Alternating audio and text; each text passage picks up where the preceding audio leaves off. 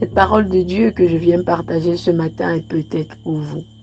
Donc, allez jusqu'au bout, car Dieu parle tantôt d'une manière, tantôt d'une autre. Shalom mes parfaits en Christ. Moi, c'est Mefogué Fodoblarisa. Je fais partie du groupe d'interprétation au ministère international du corps du Christ, dirigé par le révérend N. Nelson. Notre pensée quotidienne aujourd'hui a pour titre « Donner et une adoration ». Et pour l'écrit, notre Père s'est inspiré de 2 Corinthiens 8 au verset 5 qui dit ceci.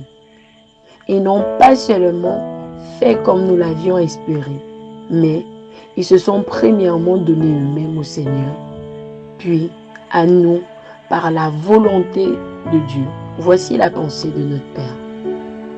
Donner est l'une des meilleures expressions d'adoration à laquelle vous puissiez penser. Et si vous devez adorer Dieu véritablement, vous devez donner pour la cause de son œuvre. Vous ne pouvez pas donner à Dieu à travers le ciel.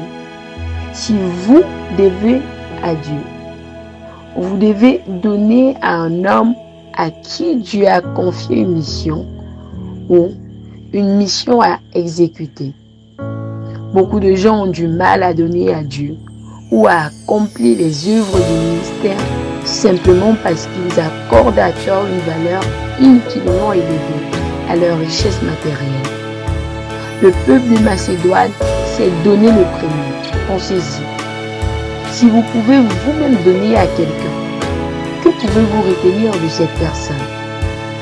C'était pour Dieu une expression extraordinaire d'adoration, où les hommes se donnaient si entièrement aux serviteurs de Dieu pour la cause de l'évangile, que donner leur bien ne signifiait plus rien pour eux. Imaginez-vous sur votre lit mourant. Quelle est cette chose dans votre vie que vous ne donneriez pas en échange de votre âme? Rien, je suppose.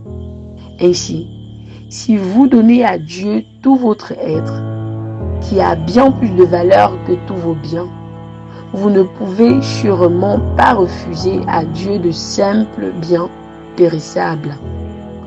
Les vrais adorateurs de Dieu, en esprit et en vérité, doivent d'abord se donner à Dieu et il leur sera facile de donner leur substance.